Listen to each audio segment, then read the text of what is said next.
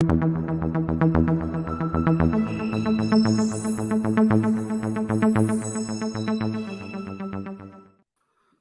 for NFL Betting Blitz, week 2 of the Sunday NFL slate. We come off of a Thursday night football game. It's kind of a little bit of an ugly game. It tends to happen in those Thursday night games, Eric, where the routine's a little bit off. Players aren't completely rested from week 1. It's sometimes a little sloppy, a little ugly. Eagles ran the ball well. They've won both games so far. They haven't necessarily looked dominating or like a team that was imposing their will both weeks. But hey, if you can get 2 wins and not play your best football, probably pretty happy with that, right? 2 wins, not playing best. Hurts really has happy feet. His footwork wasn't on point from what I saw in the game. I haven't rewatched it. We talked about during our preseason videos how the Vikings were due for some, regression, and they are regressing. Already 2 weeks, we're seeing all the things that bounced their way last year, not bouncing their way so far this year. A couple things to mention about today's show. It is presented by ParlayPlay. We're going to talk about ParlayPlay at the end of our show. We'll do a little segment where we both build a parlay. If you want some action today, if you're looking for a place to get involved, check out ParlayPlay. You'll find out more in just a bit. NFL Betting Blitz is the promo code you want to use when you make your deposits there. So, Eric, we also let folks know, if you're somewhere in the state of Iowa, sign up for a DRF Sportsbook account and use the promo code FAST350, all the way up to a $350 deposit match bonus. Eric, we are going to look at the betting lines right now from DRF Sportsbook as we head through the day's wagers. Cincinnati Bengals are a 3.5-point favorite right now over the Baltimore Ravens. Lots of injuries in this game for Baltimore after week 1. Couple injuries on the offensive line, in the secondary, defensive front. They're banged up quite a bit already. And you have a Bengals team, really big overreaction from week 1, right? They're better than they looked. They weren't ready. Burrow wasn't playing in a lot of camp. They just looked like a team who hadn't practiced together a lot.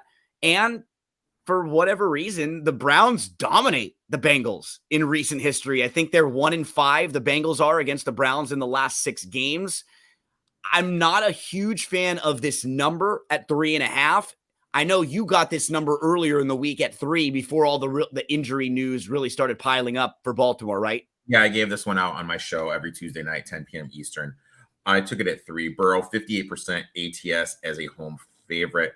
Look, it's all about buying low, selling high. One of the big trends that you're going to hear me mention is teams that lost by double digits playing a team that didn't lose by double digits. 67% ATS this week. Is that 3? That happened 3 times this week, I think? There's a lot of games like this. There was at least 3 that I counted, but this was one of them. Keep going. So, and then Ravens, I'll be honest, I really didn't think the Ravens looked that good. No. Lamar's passes were sailing. Still, Texans outgained them in total yards. Yep, bottom 3rd in the league, throwing to the outside, middle to the bottom, throwing to the inside. Now you're down 2 starting offensive linemen, 3 from last year's starting group. I think this defensive line of the Bengals is going to look to get home against the Ravens. Lamar is not looking to run as much. If he's not looking to run as much, that takes some dynamic playmaking away. Dobbins banged up. Marcus Williams, Humphreys, tons of just injuries. Jamar Chase averages 7.5 receptions, $115.5. Down in the DB room, how are you going to be able to stop him? Look, I got the 3. Even at 3.5, I'd probably play the Bengals. I definitely wouldn't be playing the Ravens. We can do this sometimes too. Like, my buy-in point on the Ravens is probably like 5. Mm-hmm. Like, that would be the number where I would start thinking about playing the Ravens. So we're still not really close to me wanting to jump in on that side. Or you could just wait. I mean, like the way that's what I mean. You don't have to feel forced in situations like that ever. The way betting is now, there's so much value live betting if you miss the number. So don't force a bet. Just kind of judge and just kind of go with it. Thanks, everyone, for hanging out with us here today on NFL Betting Blitz. Erik, I want to run through some of the inactives as we get ready to move to the second game. Just sort of going through what Ian Rappaport had been tweeting earlier this morning. Brandon Cooks didn't practice this week, not expected to go today. Aaron Jones and Christian Watson not expected to go today. CJ Stroud, Texans QB, is expected to play today. Joey Bosa, hamstring soreness. Optimism, he goes today. Austin Eckler out. DeAndre Hopkins, he will be playing today. He's listed as questionable. I think those are some of the main ones that we were kind of wondering about this week. I'll keep monitoring and see if we see anything else coming from Rappaport or Shefty in the next little bit. Titans first round guard inactive today, needed an appendectomy. There was another one that came through, and yeah, they're talking about just some other notes here. Justin Fields wants to air it out. Mark Andrews will play, and the Falcons expect them to split carries. Just in a quick side note, was that something you expected with Atlanta? Did you think Bijan would be more of a dominant? Do you still think he would? Or do you think since they're so focused on the run that they may use the two of them in different ways? I mean, in this day and age of the NFL, there's not really a true bell cow back. Those days are kind of long behind. I still think by the end of the day, end of the year, it'll be a 65% carry share for Bijan. I was a little bit more, I was a little bit shocked Algier was used as much as he was, but they're pretty clear what they're going to do. They're just going to lean on the run, play good defense, put Ritter in a situation to be successful. Maybe he gets a little bit more confident throwing the ball as the season goes on. But yeah, I think it's going to continue for the next couple of weeks. Then maybe toward the middle part of the season, we'll see Bijan having that 65% carry share. Erik, let's keep rolling along, buddy, as we look at the lines at DRF Sportsbook. We're up to Bears at Bucks. This number's been dancing around a little bit. It was right around 3, and now it's sort of shifted towards the Bears. What do you think about the number here? Chicago looked really bad week 1. They allowed Green Bay to score 38 points. They scored the most any team in week 1. Bears were 3 of 13 on third down. The play calling was predictable. Nothing creative. They got a pathetic effort from Chase Claypool. There's video footage floating all around online of the effort that he was putting in. Justin Fields is only 5-26 right now through 26 games, tied for the second worst record of all time.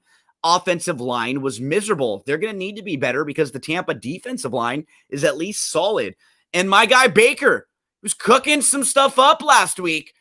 Baker looked good, limited. He's not going to rack up 350 yards type games, but Baker can still make plays in spots, and that's what he did last week for that team.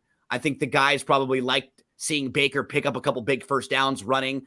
That's what you want from him. It's tough to sort of trust him week in, week out to give you that consistent level of play, but his highs can still be very high. The problem is the lows can still be very low. That's the problem with Baker, is that wide range here. They still can't run the ball over there at Tampa. And again, is it going to impact them that much against a team like the Bears, Erik? I don't know, because, the Bears don't have the most imposing defense in the world. So, Erik, I'm going to set this one up for a second. Do you have something going on? I know you said you had a small emergency there. Do you need to handle that? No. Okay. It's just a toaster. Okay, it was not no fire. I was like, Erik, you need to wait till later in Sunday to get on fire with your picks, not actually on fire. Unexpected. So we're on Tampa and the Bears, not to. So the main thing that stood out to me for this was exactly Baker Mayfield saying he was able to pick up on the Vikings' defensive signals during the game, calling out the plays, saying, "Hey, this is what's going on. This is what's happening. Blah blah blah blah blah." That really stood out to me. Don't really expect that stuff from out of everyone. Baker Mayfield. The trend here obviously supports taking the Bears. A lot of weird stuff going on. Like, you read these beat reporter stuff. Some of them are saying this is the weirdest week at Hallis Hall there's ever been. Owner coming in, meeting with Eberflus, meeting with Pools, saying how disappointing he was in the team's performance. Multiple players not being there. Defensive coordinator not being there. I don't know. The trends say to take the Bears. Possibly some weather issues. Claypool, like you mentioned, really just checked out. I don't know what to do here. I'm just gonna stick away. I think Me Mike too. Evans is a good DFS play. Fields should have some success throwing against this defense. But yeah, I'm just gonna stay away. Eric, let's keep rolling along. Where do we head next? We head to the Packers and the Falcons. Talk about movement in this game. This number has moved quite a bit in the last couple of days. It's the Jones. Yeah, it's the Jones built in and the Watson, right? Because we thought I'll be honest, that I don't think Watson is worth that much. I thought no, and what's Jones was important to them, what they did through the game, through the air and on the ground. Normally, you don't see a back take those kind of points because we knew all week that Jones was probably not going to play. But as soon as he went for sure out, this thing moved from about a pick 'em at 2 or 3 points, which is pretty. I mean, it's at a key number now with Atlanta. You and I both, I don't know about you. I locked this number in earlier in the week when it was Atlanta +1 and they were plus money on the money line because we weren't sure on that. I will say when it was, I wouldn't lay the 3 now. After that, I definitely wouldn't lay more than 3, but I feel like that's 3 points that it's flipped on me right now since when I played it. We talk about, you can value. You can get a better line during the game. Why are you going to force a bet? Just kind of sit back and wait. This is what sports backs act. I followed you on the Falcons. Now with the line at 3, should I hold or take a position on the Packers +3? I think you hold personally. Yeah, I mean, if it gets to 3.5. Me too, completely agree. 3.5 to 4, I'd go the other way. But I do have some concerns now, just from an actual football standpoint. A lot of the positives why we not necessarily liked the Packers in the game last week with their line, but just where we could find success for the Packers this year was leaning on Aaron Jones, leaning on their very strong run game because they have 2 good backs that are completely different. Aaron Jones is actually a quasi wide receiver now, especially with the way their team is built because they don't have a whole lot of proven wide receivers coming back. So now the guys that were projected to be RB1 and wide receiver 1 for you are out, and it's only the second week of your season. You got to go on the road and play a better than talked about Atlanta Falcons defense that stepped up last week.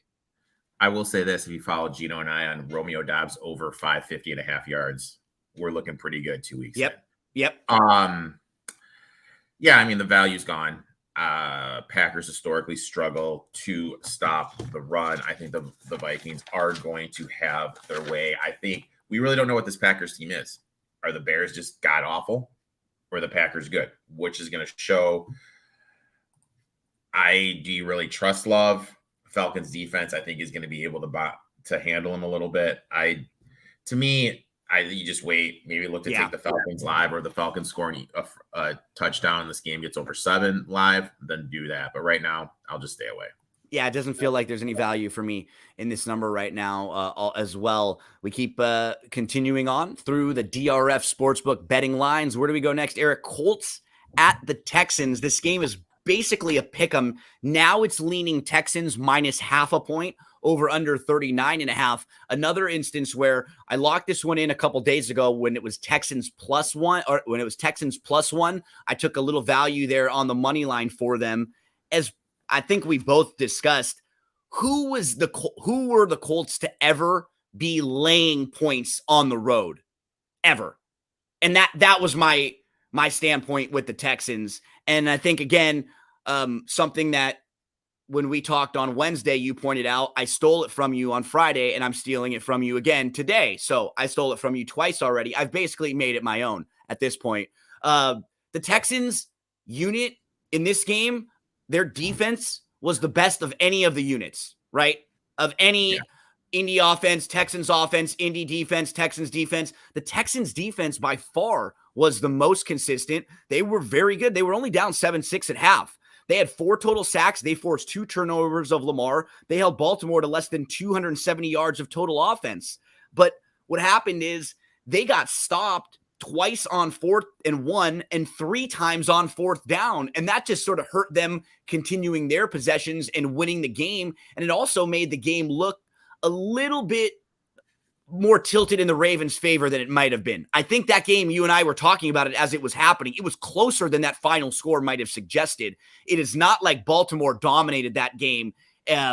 So with Houston, with the Texans, Stroud should be playing today. And even if he doesn't, Eric, they have a very serviceable backup quarterback, one of your man crush Mondays in the NFL, that beautiful long neck giraffe, Davis Mills. Even if Stroud can't go and it's looking like he's going to go, you have Mills serviceable backup. I'm a little concerned about a couple injuries to the offensive line. Just to not to interrupt, you want to answer this question here? What do you think today? Yeah, I mean, Moss is the only game in town for the Colts in the backfield. I mean, I think he's like 49, 5,000. He's insanely cheap, and he's going to be getting with no Taylor, Hull hurt. It's basically Moss and Deion Jackson. So I like that play. Schultz actually, here's a fun trivia fact. Schultz led tight ends in routes ran for week 1. So he's definitely going to be getting a lot of routes ran. I think it's a great matchup. Definitely. I actually have one lineup with both these guys in it. In terms of the game, I just am going to fade Anthony Richardson starting on the road. He made that key mistake, the INT that led to the Jags go-ahead score. I'm looking at it like Pierce is a better running back than Etienne. I think the Texans' offensive line is a little bit better than the Jaguars' offensive line. I think that they're going to be able to run the ball. They're going to lean on Pierce. And I'm just going to fade a rookie quarterback starting his first game on the road. I'll take the Texans here. One thing that I think for sure, coming into the year, I thought the Texans' secondary would be strong. And I do think that's the case still. And that might make life very difficult on someone like Richardson here, because we already know his weakness is throwing the ball down the field, making his progressions, hitting tough throws. He can run a little bit, but if his receivers are locked up and they're not getting separation here, he may force a couple bad throws. I actually picked up the Texans defense in a fantasy league today too. I think they could be a very interesting defense to play. If you're looking for a DFS defense or even, in a season-long fantasy. I had some of them I'll play, streaming. Last week I had the Falcons, who played really well. I wasn't sure if I wanted to hold on to the Falcons for this week against Green Bay, so I dropped the Falcons for the Texans, who I think are in a good spot. Like you mentioned, at home against a rookie quarterback who was a little bit banged up. They don't have very many options in the backfield as far as running backs. Last week, Deion Jackson had one of the worst games that a running back will ever have based on like fumbles and his running back air yards. It was just kind of piggybacks the Moss thought. Yep, exactly. So Texans, we both lean. Let's keep rolling, Eric, as we get to Chiefs and the Jags. I'm in on the Texans. All in, right? And it's not going to matter because this game starts in an hour and a half, but I would take the Texans all the way up to close to 3 here. Yeah, myself. Anything under 3 I like. And that's so I felt like there's a few points built into that number that reminds me of one of the numbers like yesterday when you and I were talking about college football. One of the numbers that jumped off the page to us was Tennessee's a 6.5 point favorite on the road at Florida. That just felt weird. Looking at it, it felt weird. Chiefs, Jags. So for the Chiefs, a couple of the big boys will be back today, Kelsey and Chris Jones. They're a 3-point favorite on the road here at Jacksonville. These two teams played in the playoffs last year. You and I were a little low on Jacksonville coming into the year. Just overall on their perception was really high. A lot of folks have them taking a big step forward this year. I'm not quite sure how great their defense or the offensive line is. Those could be two things that get hurt a little bit in this game, Eric. A few days ago, this number was 3.5. I never would have thought about it there. I still am not going to go line up to bet laying a number on the road like this. Because I don't like the number, but I will say in my analysis of this game, I think the Chiefs are going to win big. I agree with let's make money, but that doesn't mean I'm just going to go all in on bad numbers. It's not as bad as it was before with the 3 versus the 3.5, but my analysis is a little bit higher on the Chiefs because I think they come out of your Lions game a little unlucky, right? All those drops, 5 drops, 3 by Tony. They didn't have Kelsey. They didn't have Jones. Now Jones has had about a week or so to practice. I think they'll be a little better there. You've got some more time with Mahomes to get a little comfortable with his new receivers. He had a lot of new players out there running routes that he hadn't been familiar with before. So I think they will play well. But again, it's not something I love doing, and I'm not excited. And I will wait for this game to play live and see if I can get a better number, because I don't need to go lay 3 on the road. But I still feel like the Chiefs are the gonna play well in here. Did you lock in the Jags at a better number earlier in the week at 3.5? I think you did, right? Oh, I have nothing here. Nothing here. Okay. Nothing here. I mean, Mahomes is so good under that number of 3. Short favorites is usually what he covers as. Bounce back spot. I wanted to take the Chiefs. It opened at 2.5. I thought about it hard, but at the end of the day, like, I'm just so disciplined at not taking teams on the road, laying points required to win by margin. I just completely passed. I'm sitting this one out. I do think, though, that interesting DFS play, take a deep breath, is Kadarius Toney. One's gonna be absolutely. That's as Toney. Gamblers, we almost blindly have to do this, right? Like, when guys have really bad games, you got to take a note right away to play them next week, because very few people are going to want to do that. It's just a popular way of playing. Anytime you can go anti and you're against the grain, you're probably already in a good spot. I have him locked in 2 different lineups already. And I wouldn't have any problem with Toney first TD. It almost feels like something they're going to try to do just to get it. Hey, let's get him a couple catches, and then it's just not even a thing anymore. Right? Like, it becomes like that was a week 1 thing, and we're not even talking about the drops anymore. Yeah, I mean, I think they look to get him going early. Kelsey could be a decoy too. Like, really, you don't really know what Kelsey's going to be doing. So, yeah. Well, I wonder what the number that is. Yeah, the Jags have shifted down to a 3-point home dog now, over under 50.5 there. Chargers, Titans, another instance where, hey, I feel pretty good, Eric, about a lot of our plays this week. Win or lose, we got on the right side of the numbers.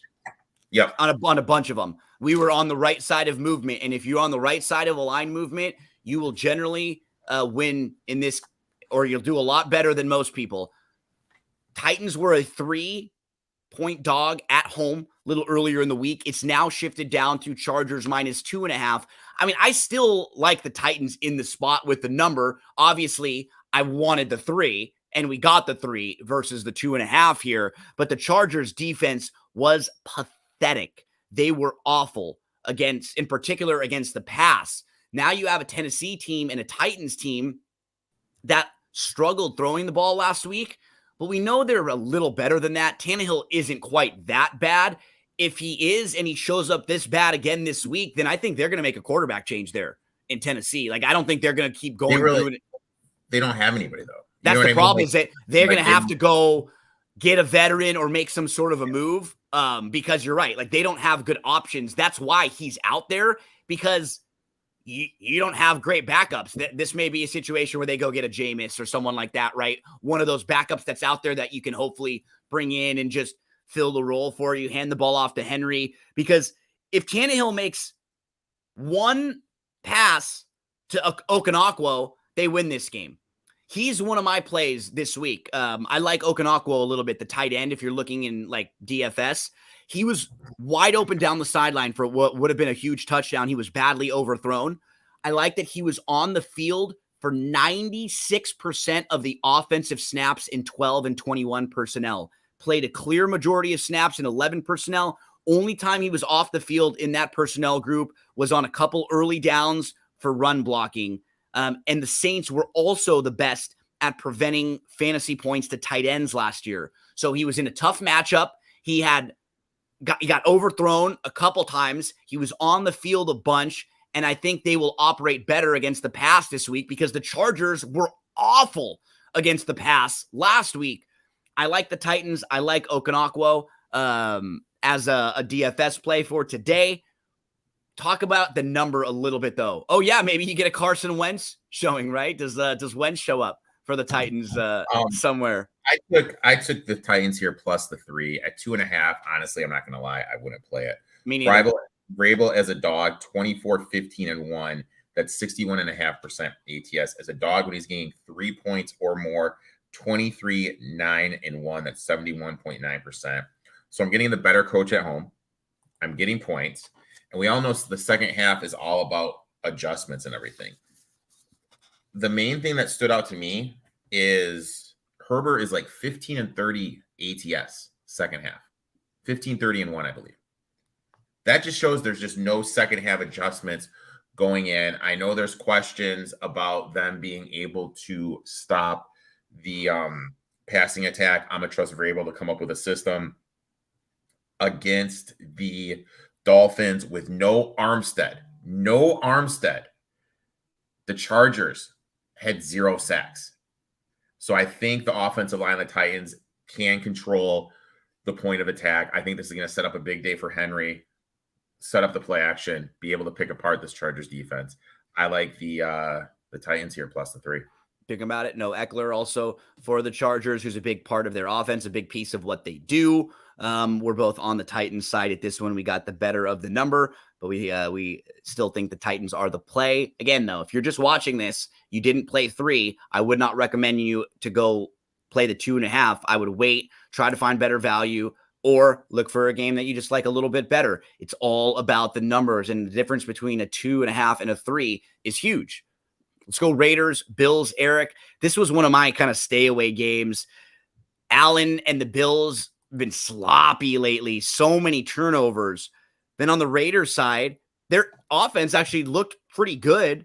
They're not a team that I like in this situation, though. Traveling east, playing an early game, going on the road.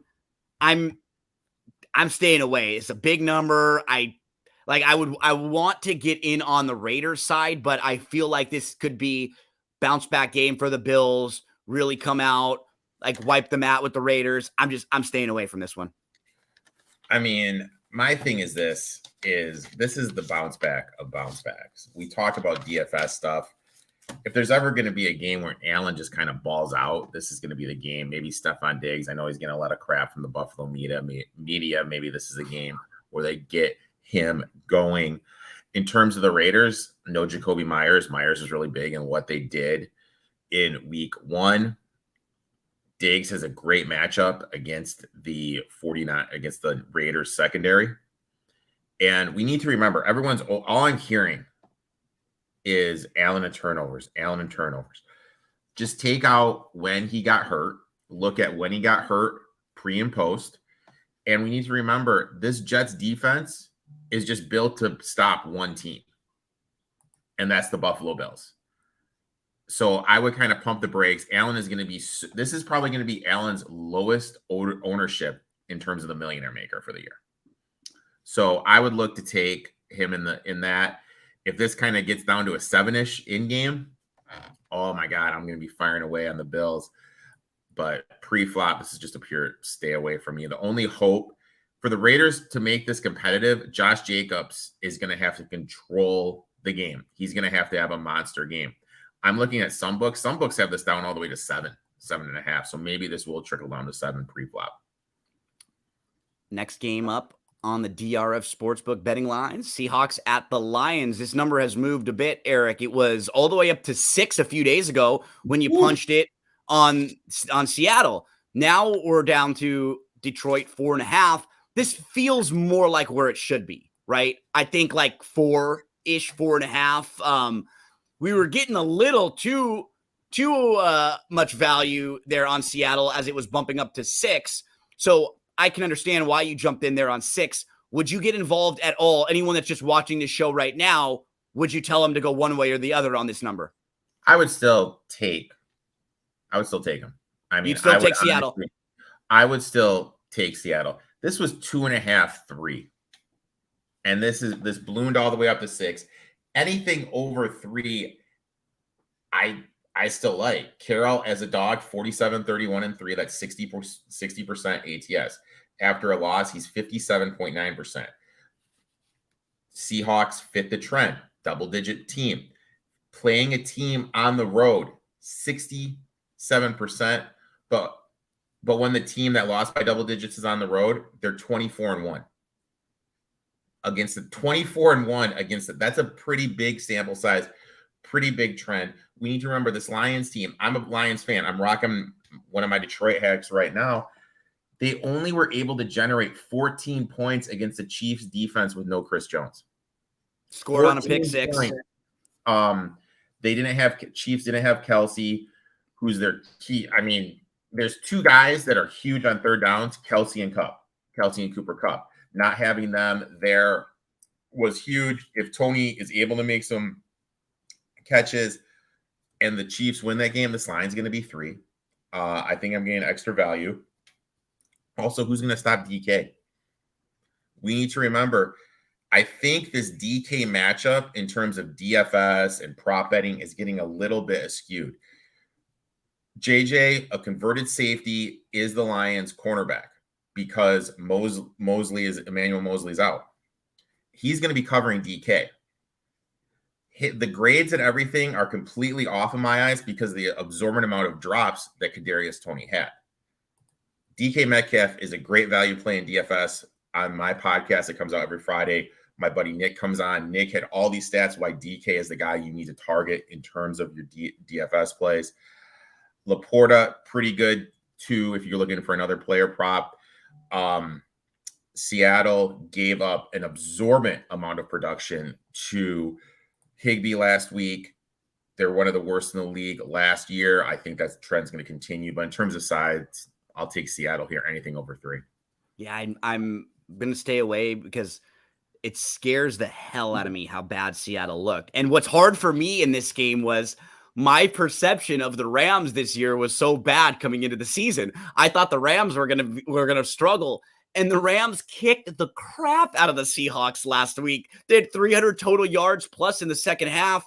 Matt Stafford looked incredible, and the Seahawks couldn't move the ball at all offensively. So I'm the fan of the Rams is why I'm still clouded by this game, because what the Rams did the Seahawks last week, I have a tough time getting back on Seattle here, but they're no doubt better than they were in that game. But I am a little scared as to what sort of your thoughts are on Seattle were coming into the year, that maybe last year was just a really good year for them where things bounced really well, and maybe they're not quite that good and Geno Smith comes back to life and maybe they're like just an 8 to 9 win team at most. Yeah, I mean, it's counting on Geno is just tough. I mean, Geno just didn't look. Hey, man, I don't like what you said right there. Counting on Geno is tough? Come on, man. Geno Smith. Counting on Geno. There we go. Okay. I don't know. Counting on Eric. What I start talking about? I'm talking about Eric Kendricks. I'm sorry, man. Yeah, I think they're due for a little regression, but I think the West is a little more wide open than people think. Mentioned great college football day yesterday. Should have bet Miami on the money line. Yes, that's funny. Like, he's like the 20th person to send me that message. Like, should have bet Miami on the money line. I know I should have. I didn't take the 430. I hate taking those big dog. If that game would have been at Miami, I totally took Miami money line. But since it was at Cincinnati, I passed. Great win for the Red Hawks. Now I can't wait to fade them next week against Delaware State. Yeah, I saw Colorado being mentioned in a couple of things too, which was one of those, like, as a fan of football, no involvement in that game at all. I was furious watching that game down the stretch at how Colorado State was executing. I don't like using the word choke. That was the biggest choke job I can remember seeing, up 11 down the stretch. They committed 170 yards of penalty yardage. 170 yards of penalty yardage in that game. They had a fumble going in for a score, and they threw a pick six. It was like, you're watching the game, they were dominating Colorado. Absolutely dominating them the entire game. Colorado was lucky to be able to get that late score.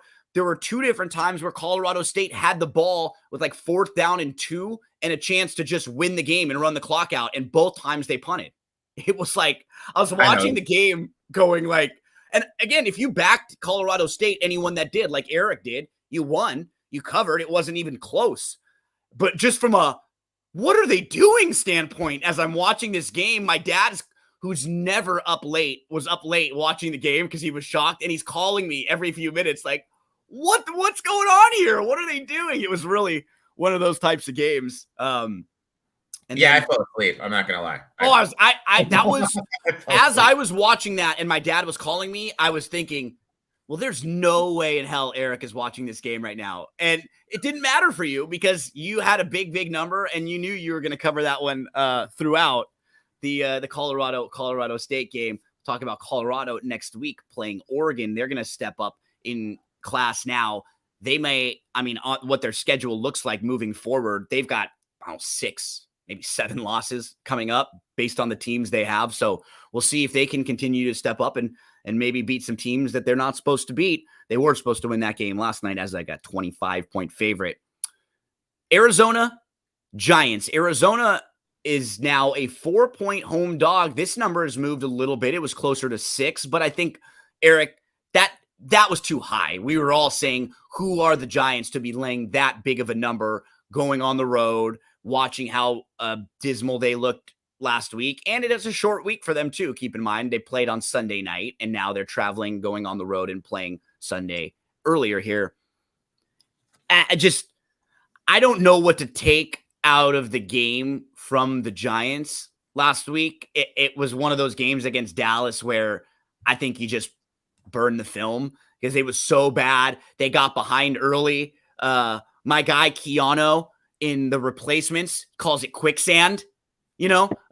One thing starts to go and then the other, and then the other, and then they're all going and you're trying to battle upstream and you're in quicksand. And then Orlando Jones tells him, man, that's some deep stuff. Shane Falco, footsteps Falco. Love me some replacements. But I didn't know what to do from a number standpoint here. I will tell you what I'm not doing. I'm not laying the number with the Giants on the road. If this number was closer to the 6 or closer to a touchdown, I would jump in on Arizona. I don't think 4 is the number today for me to get in on Arizona. What about for you, Erik? No, I'm staying away. I want nothing to do with this game.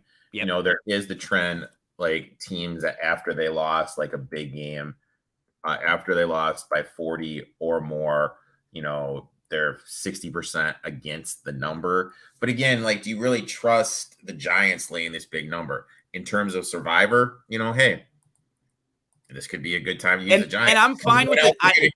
What else are you going to use the Giants? I know. That's exactly it. Because you just think about it right now. You're not going to use them against the teams in their division, most likely. You're not going to ever use them against the Eagles or the Cowboys. Probably not the Commanders. The Commanders just beat the Cardinals, right? So you're 100% right. Like, this is the best situation to use them. I think you use them, and I'm fine with Daniel Jones today, I think, in DFS, because he was so bad last week. I don't know how heavily owned he will be. But I will say, in rewatching the Arizona game, their defense was not bad against Washington. I mean, Washington's offense isn't much, but their defense was the one thing that I thought, you know what? They played well defensively, and if they are going to win a couple games this year, it'll be just like what happened last week. That style of game, right? They get a defensive touchdown. The other team they're playing offensively has a couple turnovers, has a couple mistakes, and they're in the game late with a chance. It's just so hard to get excited about their offense with what we've seen. Yeah, really hard. Connor, maybe? We talked, like Nick talked about it. Connor, he's the only game in town. He's literally the only game in town. Zach Ertz, another guy, led them in targets, led tight ends in targets in the red zone last week. Also, you look at Dobson counting the games when he played for the Titans last year. And this year, tight ends are getting about a 26% target share. So he does tend to target the tight ends. Maybe Ertz would be worth a punt. For us who are on the Texan side, no Tunsil today, which offensive line is something you and I point out. Does that change anything for you? I don't love it, right? But is that going to be enough to knock you off of wanting to play Houston? No, I'm still going to be. I agree. I agree with that too. I don't think it would be quite enough. The one offensive lineman hurting like that, I'm starting. It's a note. It would be if there were 2 to 3 of them out, then I would make my adjustment right now. If there was like another one of them out, but for now, I'm still okay on that. And as you pointed out, thank you to I Hate the Lakers. Come on. And I'm rocking one of my Lakers shirts right now here. And when my mom and my sister always ask me, any things I want or any kind of gifts, easy stuff they can get me for Christmas. This year on the list for me, the Austin Reeves t-shirt jerseys. Anything I can get Austin Reeves, baby. Oh, and my guy from WWE, LA Knight. Yeah, let me talk to you. Those are the 2 ones that I want this year. Austin Reeves and LA Knight. Erik, we move from the Giants Cardinals to our next game. We're going 49ers at the Rams, another number that has trickled down. So shout out to you. You were on the right side of this number. This number was 8, I think even 8.5 a couple days ago. And I'll be honest, look, I think the 49ers win the game. I really do. But at over a touchdown, the trends and everything say to play the Rams. Road divisional favorite, heavy favorite, right? Even though someone said this to me, 65% of the people there are going to be 49ers fans. Yeah. So I mean, it's more of just the divisional. I will say it getting over last year. The way it works there is today might not be at 6. Today will probably be closer to a 50-50. When the Rams are bad, like last year, towards the middle to the end of the year, every game they played at home, the opposing team had more fans. When the Rams are good, we don't know if they're good, but at least right now it's early enough in the year and they won, where last week where there might be a crowd that's still excited for the Rams there today. But you are spot on.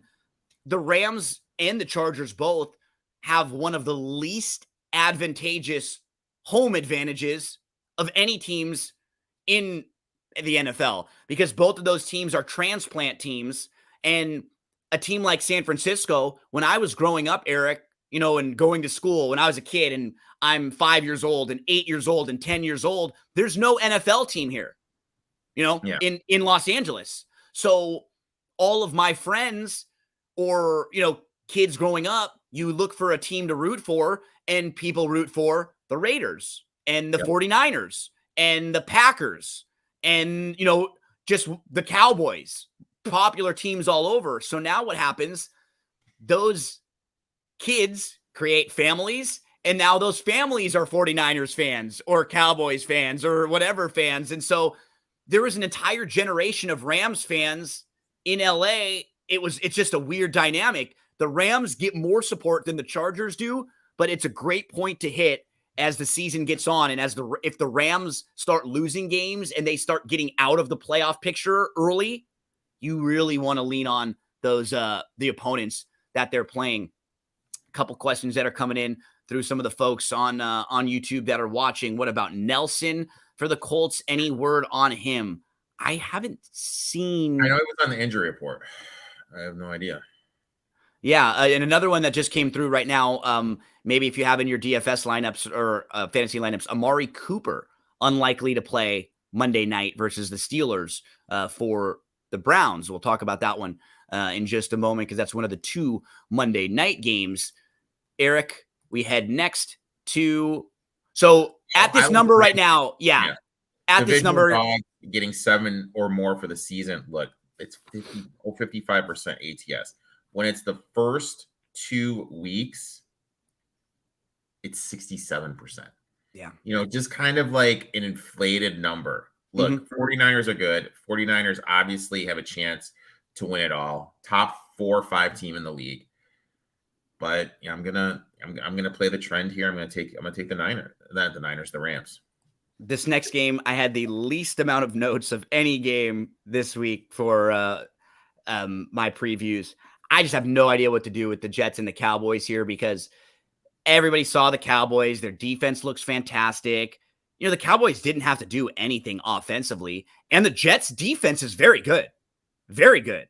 So they may have a tough time moving the ball, I have a tough time myself with Zach Wilson playing any sort of number. I think the Jets were very fortunate to have won last week. The defense played well. Like you said, they're sort of built to stop the Bills. Dallas is always going to be overvalued because they're one of those popular teams, but I don't want to touch this with a 10-foot pole. If this got to 10, 10's my buy-in point. I talked to one of the guys I talked to a lot and whose opinion I insanely respect.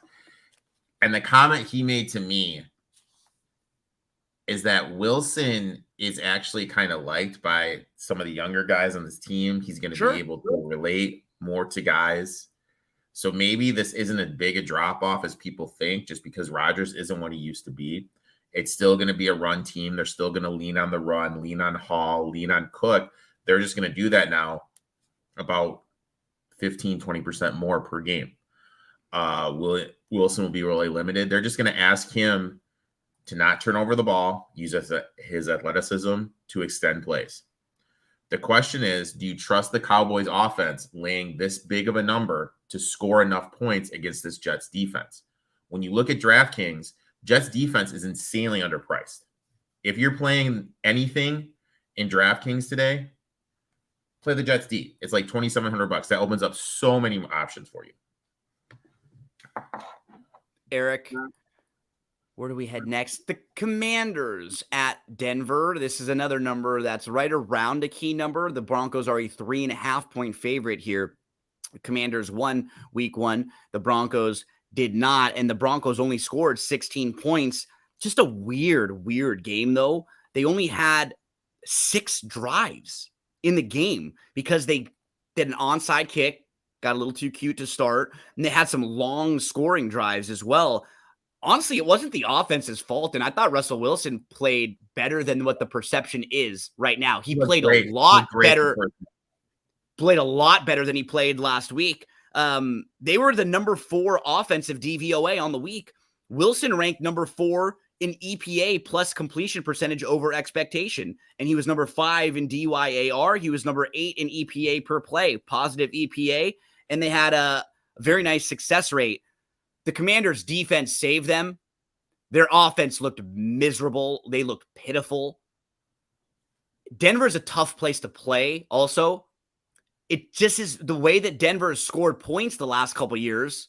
I have a hard time laying anything over a field goal with them because they've just had such a tough time scoring repeatedly. They had kicking issues last week too. Will Lutz missed a couple kicks. So if they're missing on the margins and now they're a favorite laying points, I don't think I can do it. I definitely don't want Washington because I could see this being like a really bad. There are versions of this game in my head where Sam Howell looks bad, Washington looks really bad. We get a couple defensive turnovers. They're playing up in the altitude.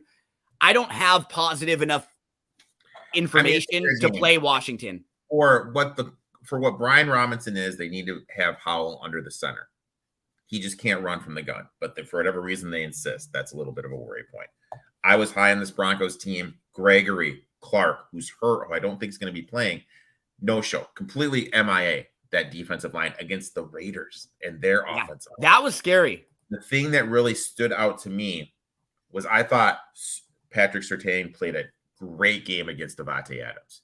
But Mathis, their opposite cornerback, was repeatedly burned by Jacoby Myers. Another guy who I'm going to talk about when we do our parlay plays, Mr. Dotson. I think I did Dotson in my Thrive stuff.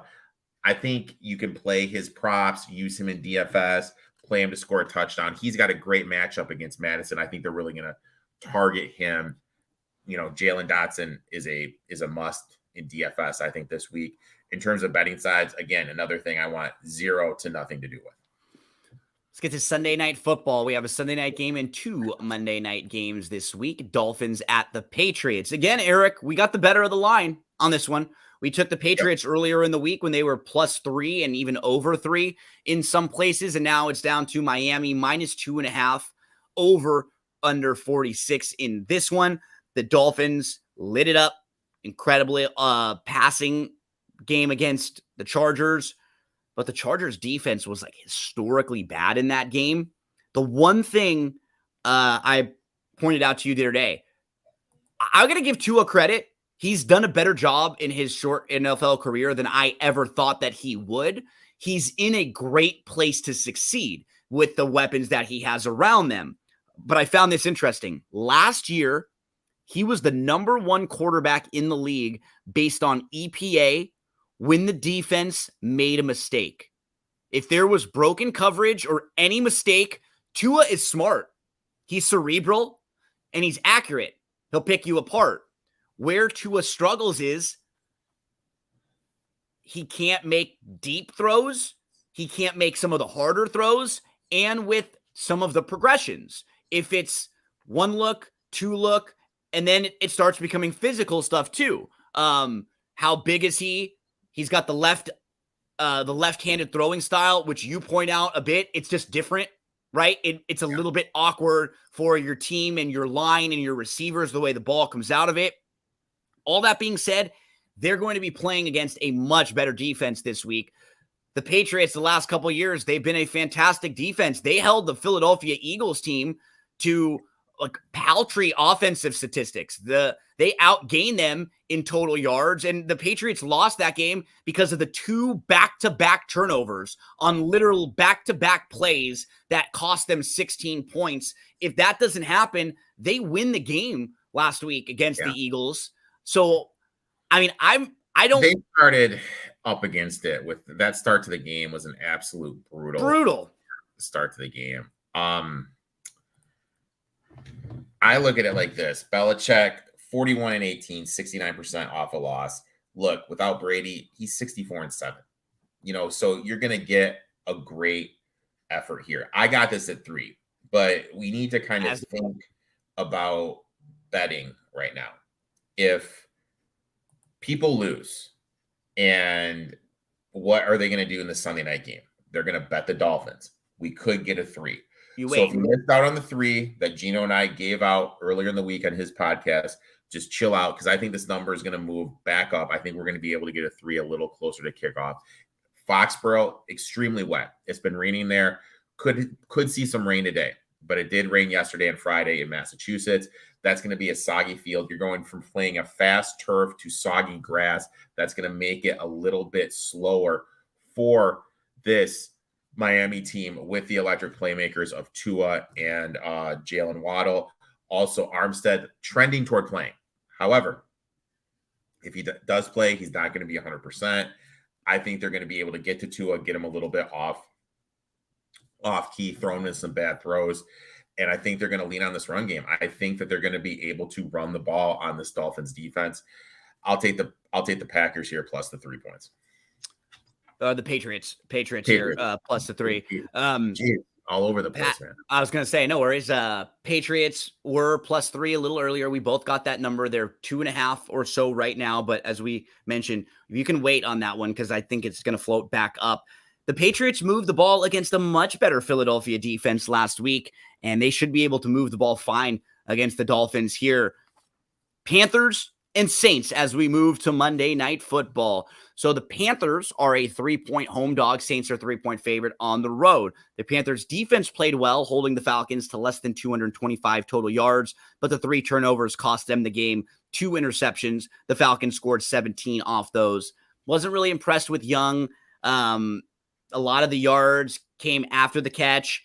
He had a bunch of throwaways. His size does look to be a little bit of a problem. And I feel a little bad for him. He doesn't have a number 1 receiver. He doesn't have that target, that guy he can lean on to just really make his life easy. The Saints, though, it's not as if I was really impressed with them, Eric, because Tennessee played so poor in that game. If Tannehill doesn't have the 3 turnovers and miss a couple bad throws, I think Tennessee would probably have won the game against the Saints by a touchdown or pretty comfortably there. So I'm not exactly sure what to do with this game. You have a home dog in a divisional game. Do you have any play in here? God, I want to take the Panthers somehow. I do too, but I'm going to wait. I want to wait. If this gets over 3, look. That's what I'm waiting for. Panthers did struggle stopping the run. Miller, the rookie from TCU, obviously there's no props yet. posted. Maybe we'll get some Miller props later on, but right now this is just, I'm in a holding pattern right now. And there's a I'm tease, wait and hold. Yeah, a tease for when we talk about the Monday parlay play props. You talked about Miller. I'm going to talk about one of your guys from last year from Detroit, who I think is going to have a big bounce back game. And I'm going to talk about Jamal Williams as a little tease for one of my parlay plays for Monday. Erik, let's get into our final game. This is the second of the Monday night games. It's the Browns at the Steelers. For the Browns, you have a very, very impressive week 1 victory. Weather was wet. They beat the crap out of the Bengals. They've had really good success against the Bengals. Coming out of that game, though, Watson didn't look incredible. He ran pretty well. Sounds like Amari Cooper is going to be out. Conklin out. One of their key offensive linemen. Now, they do still have a very good offensive line, and they have a rookie who filled in and played well. The dude is 6'8", 375 pounds. That's the guy, the rookie offensive lineman for the Browns. A big boy, filled in. But he's not Conklin. No, there are a few. He's one of your better offensive linemen that are out there. It, to me, just feels like a fantastic spot for the Steelers, right? The Steelers were so bad in week 1. Everybody saw them get their asses kicked. And it's funny because they were one of the real buzzy teams coming out of the preseason that folks thought that they would really take a step forward this year. I was one of them. It wasn't based solely on the preseason. It was based on schedule and little adjustments here and there, but so disappointing with them last week. Couple small things that I'm gonna highlight though. If we're worried about their offensive line just a bit in this game, Erik, because they're going to be missing a key piece and they're going to have a new younger player starting, where is the best focus of the Pittsburgh Steelers? Where are they the strongest, right? The defensive front, right? You're going to start him. Obviously, he was a fourth round draft pick. I mean, just the kind of, we just kind of look at the trends. Tomlin, 34-24 off a loss. As a dog, 51-20-3, 64.6%. Home dog, 15-5-3 ATS at 75%. Obviously, you mentioned Conklin hurt, which is big. Deontay Johnson's banged up. Cooper's banged up. But the thing when you look at Stefanski is 6-13 ATS against the rest of the AFC North. Besides the Bengals, right? 1-5 against Tomlin. Tomlin has historically owned him here. I'm high on this Browns team, but that was just a bad spot. Yeah. Tatum, Tomlin, primetime spot. Expect the offense to be better. But I'm going to say it, and it's kind of funny because Antonio Brown actually tweeted this out, and I actually agree with them 100%. If the Steelers lose this game, Matt's on his way to Canada. Oh, yes. I love that. I love that. Shout out Antonio Brown, because the stat that I gave you when we talked the other day, Matt Canada has been the offensive coordinator for a few years now. The Steelers have gone 36 consecutive games where they have not had 400 yards of offense. Mm-hmm. During that stretch, since the last time they had 400 yards of offense, there have been 269 different times when another team has had 400 total yards. Think about that.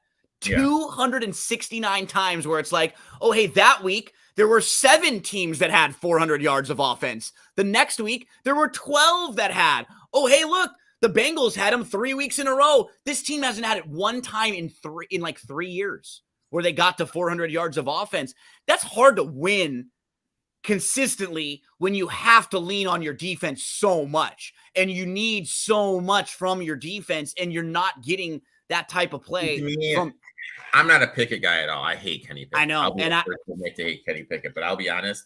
He's pretty athletic. He can run. I think they kind of misuse him a little bit more. I think they should do more RPOs with him running the ball. You got Najee Harris. I think you can lean on him a little bit in this game. Obviously, Pickens gets a lot of the love, but this is Deontay Johnson. He is the alpha in there. How is that going to add up? Maybe we can look to get into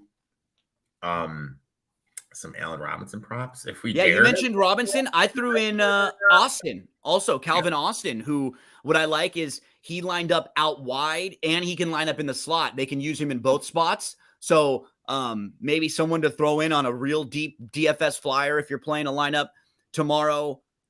Both of us on the Steelers side here. Matt Canada, Antonio Brown's going to drive you up, buddy. You're going to have to ride.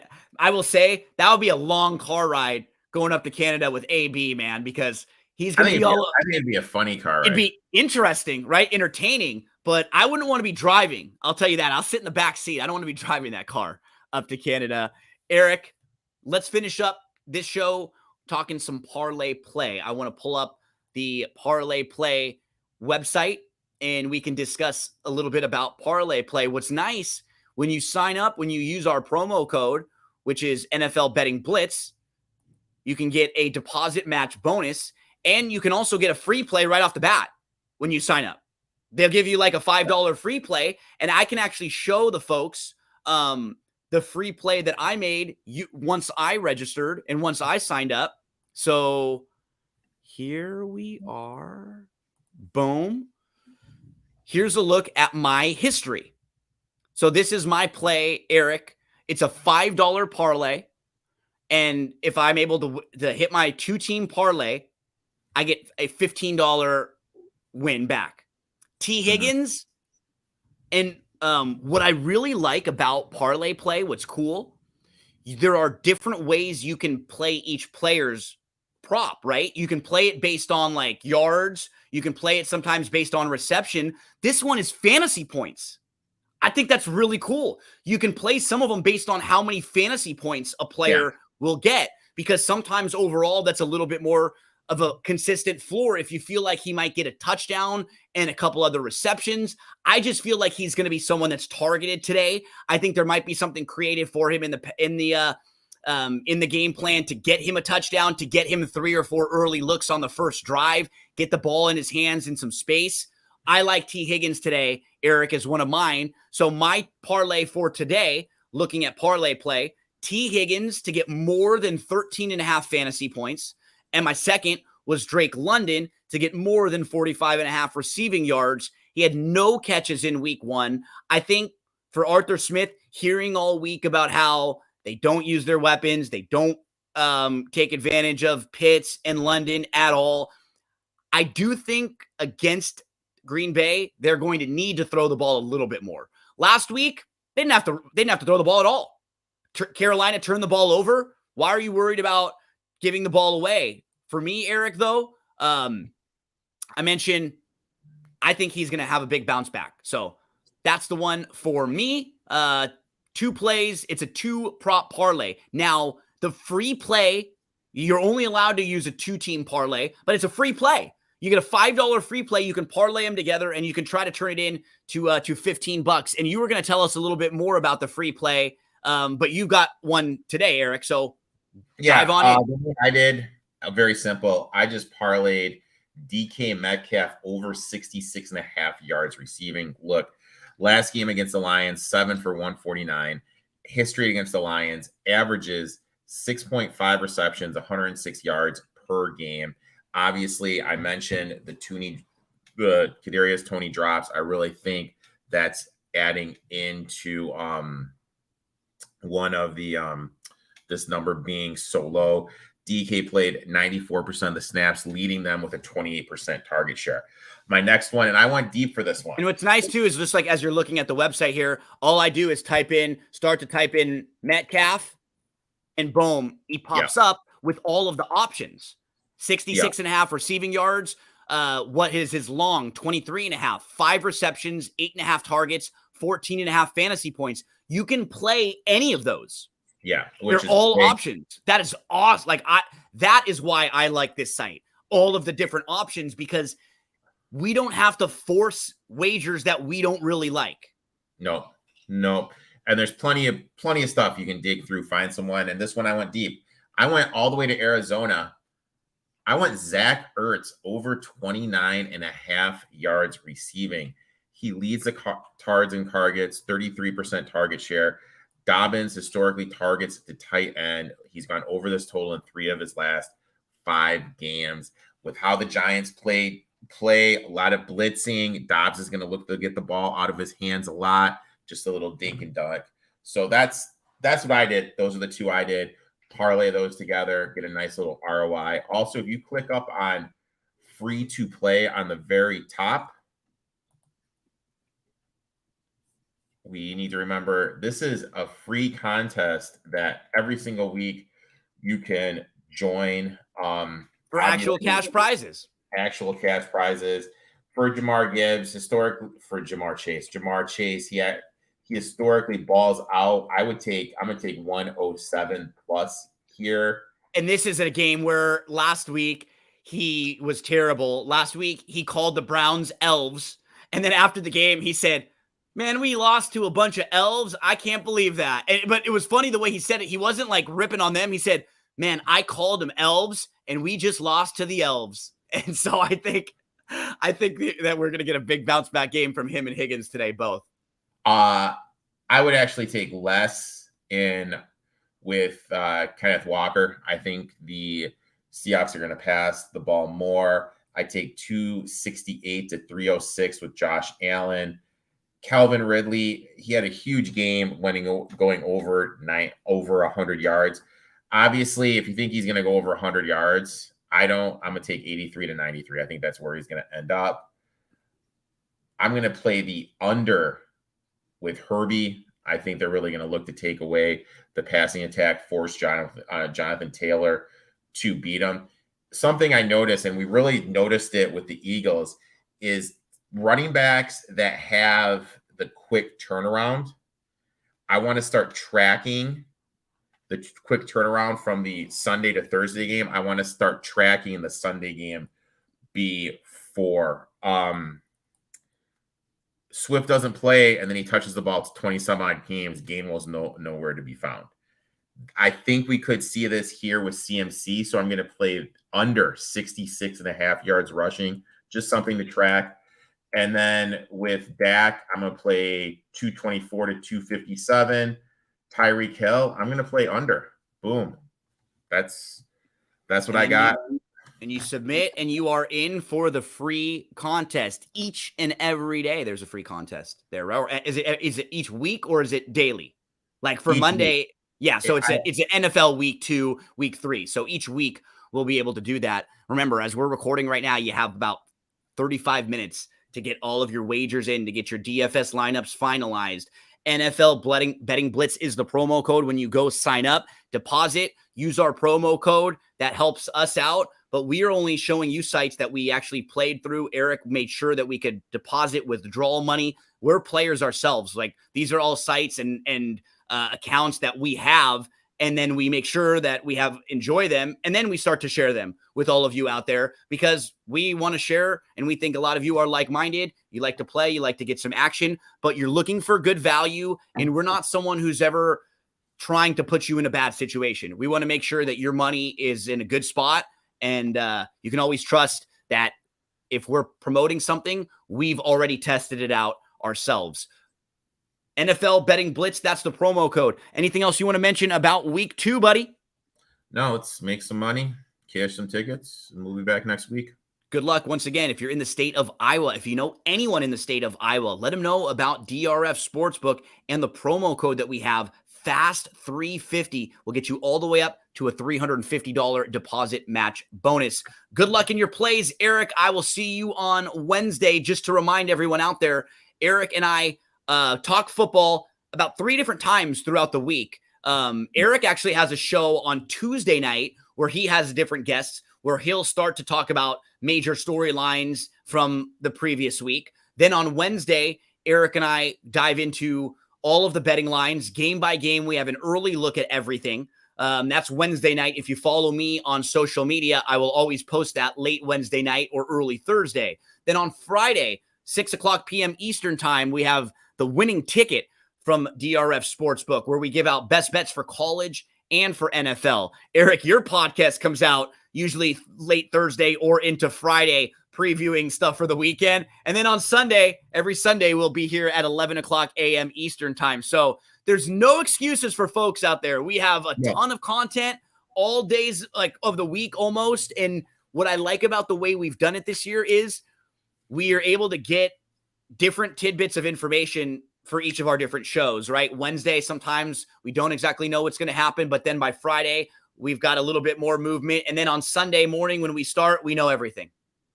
Yep. And then Texans just got a big boost. John Michie, who missed his entire rookie season. Awesome. Cancer, right? Yeah, leukemia. He's going to be active today. So shout out, man. And that is one of those things that gives them a big boost. I bet you his teammates are going to be really pumped. Like, watch him out there. If he catches a pass, they are going to go nuts for him. Yeah. They are going to they're going to be so excited for him. And I got goosebumps right now as someone who is a cancer survivor. I love seeing these kinds of stories and seeing people able to overcome that. So good luck to him. And we are on the Texans today. Good luck to all of you out there. Make sure to join us again very soon. And thanks so much to Sports Facts, I Hate the Lakers, to Let's Make Some Money, all of you out there in the chat. We love interacting with all of you. Hope you have a great Sunday.